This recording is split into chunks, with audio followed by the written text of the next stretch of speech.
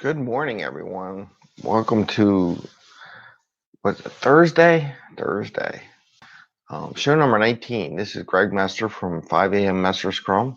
Hope everybody's having a good morning and they had a good day yesterday and things go well.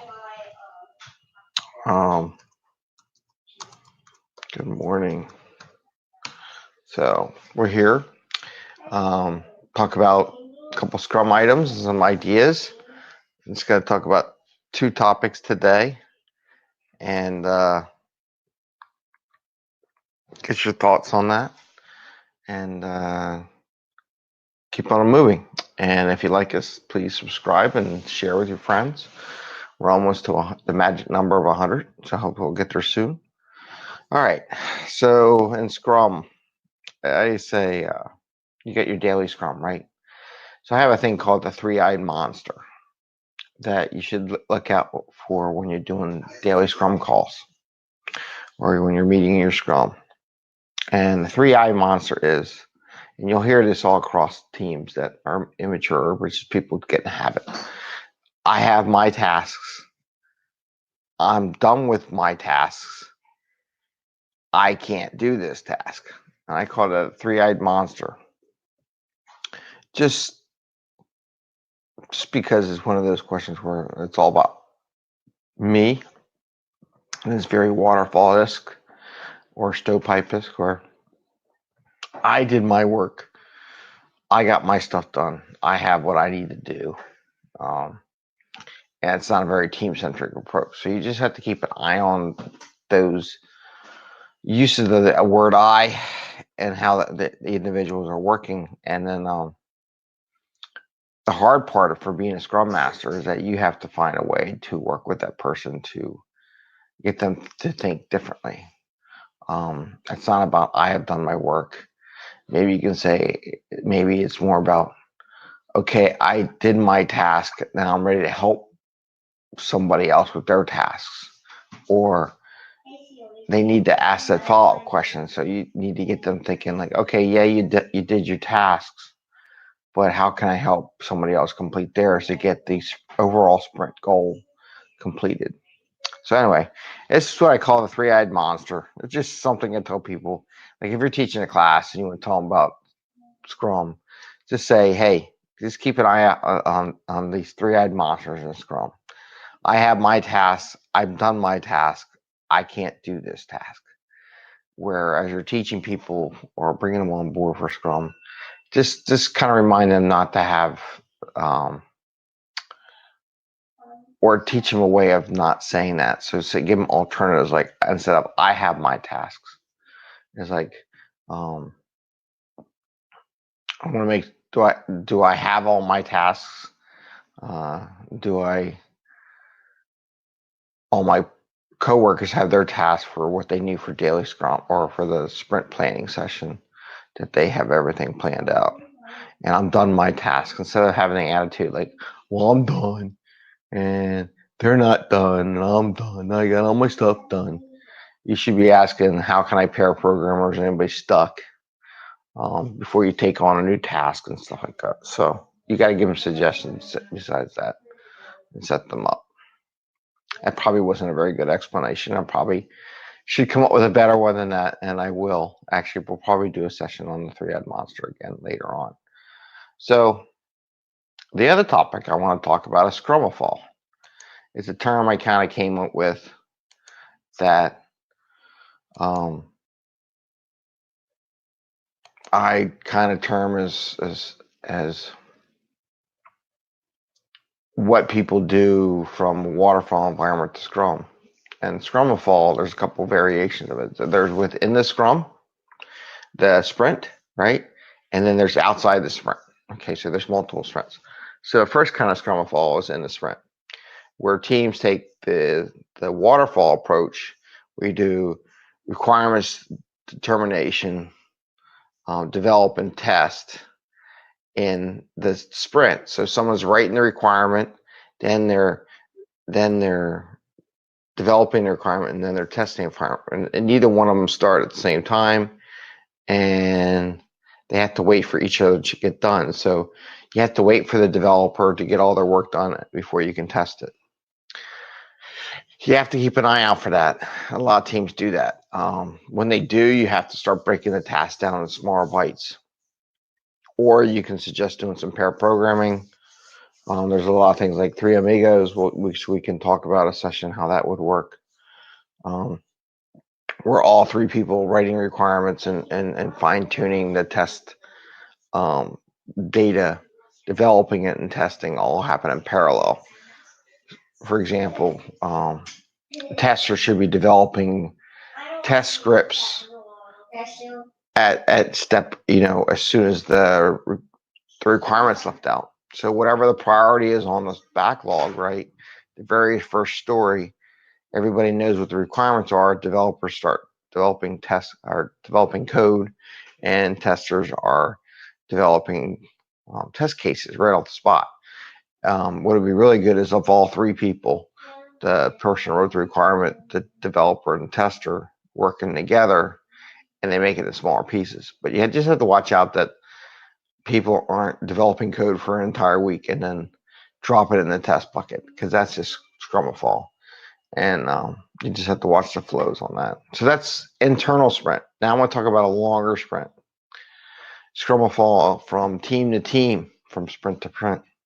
So I've seen it where organizations have developed a stovepipe-esque Scrum world, right? So they are Scrum, each little group Scrum, but each little group is actually a stovepipe. And you have to depend on the other groups to get the overall work done. Rather than having somebody from each one of these groups in a team so that the team can get the work done, you have to go out to a different area, different functional area, or different system area to get code done. So what happens, that creates a giant waterfall effect where you have one group writes this initial code, and they post it in the code, and then they let this other group know, okay, my code's done. I need you to code this connection for my code to fully work. And then they code their connection, right? And then that connection group comes back to the original group and say, okay, we did our connection. Now you can finish your last part to finish the feature or epic. And what that happens is it just gets longer and longer and longer. Think of it as, so now they would say, well, I can't, what you hear is that the teams will say, I need my stuff done, or we got a plan for your work. Like, this team up here does the work and they're ready to do something, right? But the other team that's going to accept their work says, well, it's not my backlog. You have to wait 2 weeks before we start, or you have to wait a week, and then we'll start it, and then we'll start it 2 weeks later, and it goes over more to the right. So you get this massive waterfall effect, right? And then you that's what you have. When you start hearing that, it's not part of my backlog, or it has to get in our backlog for our next sprint, and when our next sprint ends, we'll give you the results.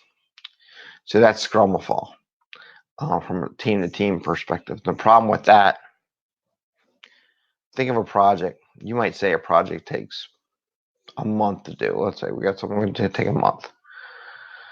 However, in order for that to happen, you need 2 or 3 groups to finish features that are connected to each other or dependent upon each other in order to get done. So that month-long project with the 2-week sprint, now let's say if we had 3 teams, probably will take 2 months to get finished. So something that has a month worth of work is now taking 2 months to do it. And the reason why, the first group does their work, hand off to the second group, and so that's 2 weeks. Second group does theirs 2 weeks. Third group does theirs, it's another 2 weeks. And then in the end, the last group goes back and tests it all together, right? Makes sure it all works. So then you have 2 months, but however, you estimated a month's worth of work. And this is why a lot of organizations can never deliver their software code in an agile fashion.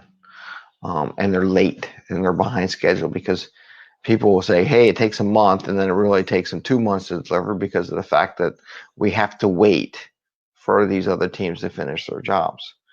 You have to be careful of that because think about it this way. And I call it XP Scrum or Extreme Scrum, something like that, where if I grab somebody I had the 3 groups, right? So I have someone from each of the 3 groups in one team. If I have that, right, this is how Scrum is really supposed to work. So they all have techniques and they do the T-shape. They have different skill sets.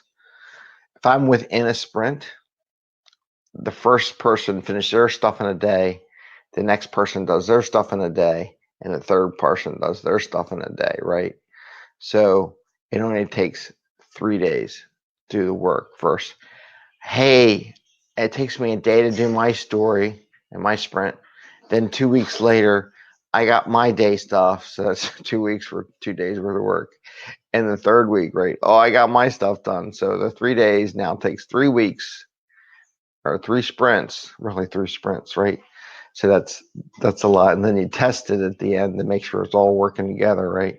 So it's another 2 weeks. So there you go. It's 2 months. Takes 2 months to do 3 or 4 days worth of work, right? So it's 4 days worth of work. It takes 2 months to do the work in the Scrum of Fall model because the person does a day, a day, a day, a day, because you never get everything lined up in their sprint planning. It just never it should work, but they don't plan very well with that. So if they were all part of a team where you typically use the software, so you just basically it's 3 days, or 4 days because you could do testing or whatever. So day 1 code, day 2 code, day 3 code, and then testing it, and it's all done in 4 days.